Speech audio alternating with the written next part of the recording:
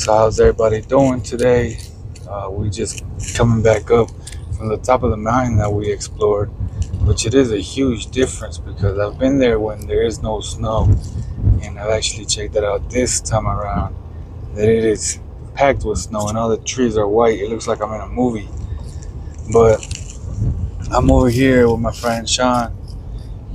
How's it going? And it's funny the way we met. All it really took was me to just want to stop by a gasoline station to get a coffee, and there was Shawn. He was just sitting in there, and he was also getting a coffee, and then he's like, "Let me get it for you." I'm like, "All right, I appreciate that." And we just hit it off from there and kept in contact, got to know each other, and yeah, just been talking and hanging out. But so Shawn, what do you know about this mountain so far? So Sandia Peak is probably the second tallest mountain in New Mexico. It kind of has a little bit of everything. It has desert at the bottom. It has beautiful pine trees that are part of the Rocky Mountain range that come down, all the way from Canada and go all the way down to Mexico. So this specific one is roughly like 10,762 feet.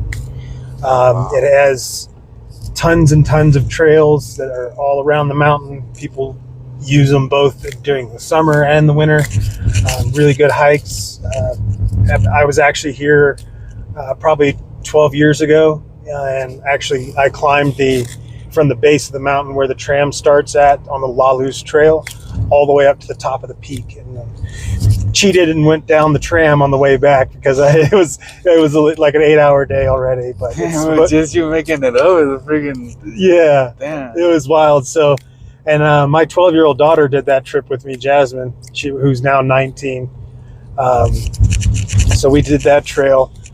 Now I'm back here just for 6 months. I'm like an RV traveling guy.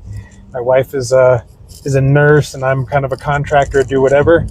I met you when I was actually leaving Montana in a big adventure that I had all over the summer. I was out camping pretty much for 8 months out of a tent in my vehicle.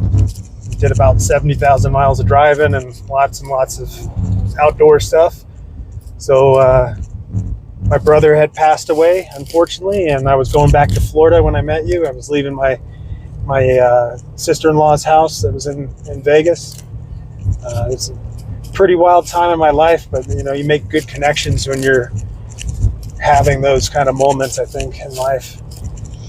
Oh yeah, especially in my journey, that's how it's been. I'm like, I can't really take no situation as not a learning example, and I always realize that every situation I encounter, that there's always something that I end up learning, whether it's stuff that I've already dealt with or stuff that I know how to deal with, as far as patience and perseverance and a whole bunch of other situations. But so you ever brought a girl up here? Anything? Yeah. So I've gone up here with my daughter. About 12 years ago, I took this trail that we're on now on a motorcycle. Yeah. When I came through with my wife, I took her daughter up here. So my daughter-in-law, youngest one, she's 22. We took her up here, and then when her other daughter came to live with us, which is 28, she also just went up here maybe two weeks ago. Oh, that's recent. So how long have you lived in New Mexico? Altogether, probably a year. This time around, 6 months.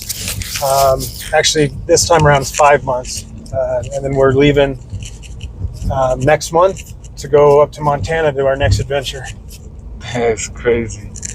He's just an adventure guy, huh? He's just traveling the United States. Yeah. Staying at different states. Yeah, I've definitely have done the living in the house thing. I was married to a military officer, and we had a big old house in Virginia. It was one of those, $1 million homes, and I've bought a house and repaired it and sold it for more, like double it, and it's just there's a lot of weight, it's hard to leave, and so I've kind of chosen the gypsy life, and It's just like, wow, yeah, just that doing is the RV insane. stuff now. So Crazy.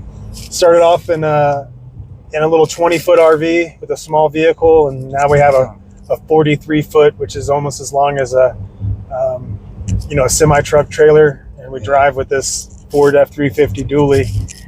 Oh, that's pretty cool. You got to have it though to carry it safely around the places we go to. True. Which right now it just helped out a lot coming up this mountain, because this mountain, it looks like you need a 4x4, a big friggin' monster like this truck. Yeah. People definitely get up here in other vehicles. We've seen a couple of cars up here. There's one actually behind us is a Nissan Altima, and I don't think it's 4-wheel drive. So they're definitely some adventurous souls, as long as they got good tires. Oh yeah. Know how to drive. And one of the last questions I'm going to ask you, Shawn, is so the whole time that you've been living out here and exploring different states and just living the way you've been living, what can you tell us of something that you've learned throughout your whole journey?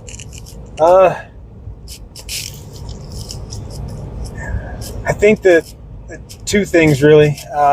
One is always try to find time to sit and listen to people's stories. The people that you least expect have some of the most interesting lives, and that can include the people that are homeless. And the other thing is no matter how prepared or how intelligent you think you are, there's always challenges every single day, and I think that it applies more than just in outdoor recreational stuff or survival. It also applies to everyday life in the city as well. So just keep an open mind and always try to look outside of the box, find other solutions, problems you have. Exactly. Which that leads to a lot of the situations that I've talked about. Like I said, like I've been through a lot, and the way that I learned to live is, if I can't change the situation, I might as well embrace it and adapt to it. Yeah. Because if you live your life pretty much angry at somebody or at the world for something that happened to you, then that's pretty much when you're not living with joy, you're not living with happiness, you're not really living your best life, because you're thinking and you're punishing yourself too much over something that you couldn't control. So I mean, I know what you mean on that part, and all right. And was that the last thing, or? Yeah, I completely agree with you that staying angry at the situations will run you right into the ground. It'll feel like the devil's chasing you, and it's really just yourself. So you gotta let the past go and just keep looking forward, keep moving forward. All right. Well, you heard Shawn's perspective, and like he said, there is beauty out here in New Mexico, Albuquerque. There is beauty out here. You just gotta look for it. And I mean, because if you're not looking in the right places, you're not gonna find nothing but desert, a lot of drug addicts, and people that look really, really poor, and that's it. But I mean, if you actually look outside the box, there's natural beauty, like the one we've seen today. And yeah, just stay up and keep following, and comment down below, subscribe, and ring the notification bell. Thank you so much.